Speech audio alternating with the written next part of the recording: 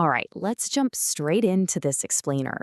Today, we are looking at a deeply fascinating source that argues spiritual rebirth isn't just some gentle, poetic metaphor. No, it comes with a literal biological cost. The text we're examining actually opens with a pretty gritty warning. It outlines what it calls the mandatory collapse of the old self. So, we're going to proceed with caution here as we unpack how this theory completely dismantles the way we usually think about the intersection of biology and faith. Think of this whole concept as almost like a declassified briefing on the ancient eighth-day new creation theory. It entirely strips away all that polite, comfortable religious language we're used to, and instead it treats theology as an exact biological science. Let's dig right into the blueprint the author outlines. They call it Protocol 8. Starting off with Phase 1, the animal's soul diagnosis. To really grasp this theory, we first have to look at how the text diagnoses our baseline human condition. Clinically speaking, it argues that our baseline is basically a highly anxious, animated corpse. It says we're trapped in the nefesh, which is our baseline animal survival engine. It runs like a massive glucose furnace, constantly keeping our brains locked in a high-frequency beta wave state, just chronic fight or flight. Now contrast that with the neshama, which the text describes as the high-frequency divine spirit software. The neshama runs on clean ketone fuel, and it operates in the deep, completely still theta brainwave state. The catch? Right now, according to the source, that divine hardware is totally unplugged for most of us. Okay, let's dive into this quote. The source puts it bluntly, you cannot wear the armor of God or wield the shield of faith while locked in chronic fight or flight. The theory here suggests that the constant beta hum of our glucose furnace keeps us endlessly defensive. It actually argues that most humans use constant food intake not just for nutrition, but as a literal chemical anesthesia. We use it to buffer those deep, architectural emotions like grief, fear, and longing. Essentially, we are eating to keep our nervous systems completely numb to the deeper reality of the spirit. Moving right along to Phase 2, the 7-day decreation. So, how do we actually break this loop? Well, the text outlines an emergency protocol. It's a harsh, uncompromising 7-day decreation process that essentially mirrors the 7 days of Genesis, but in reverse. Step 1. Empty the belly. You have to remove the chemical anesthesia of food through fasting. Step 2. Go outside the camp.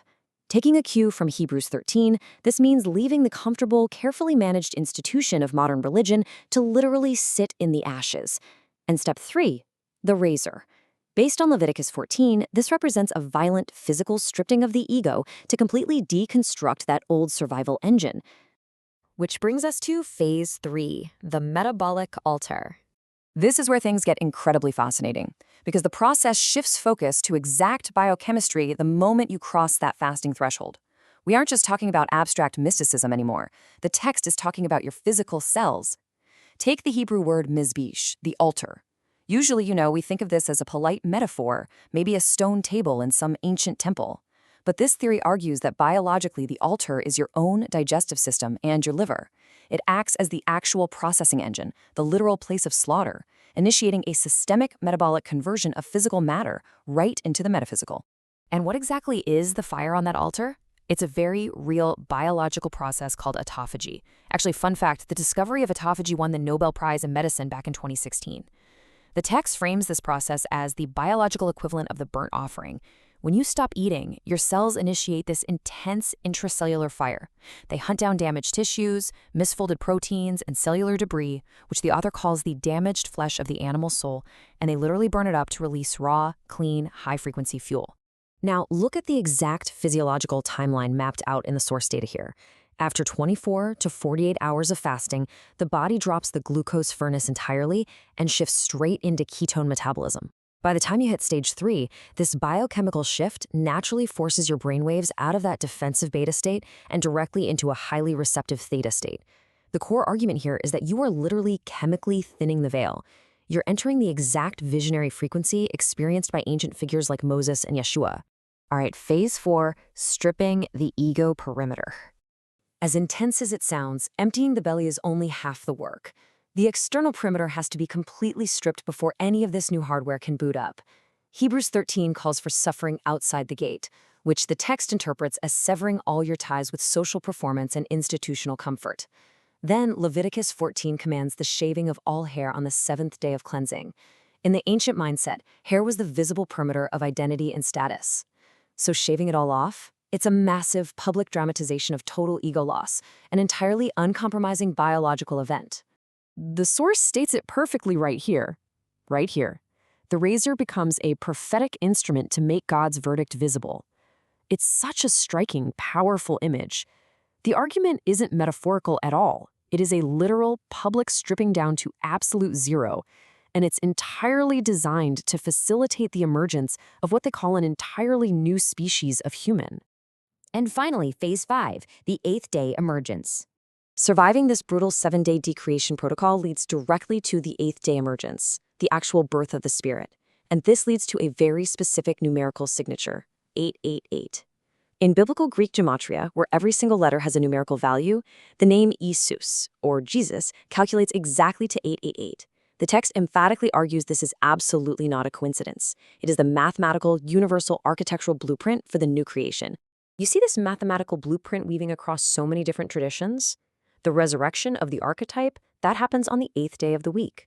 Circumcision, which is the ultimate covenantal new beginning, happens on the 8th day of life.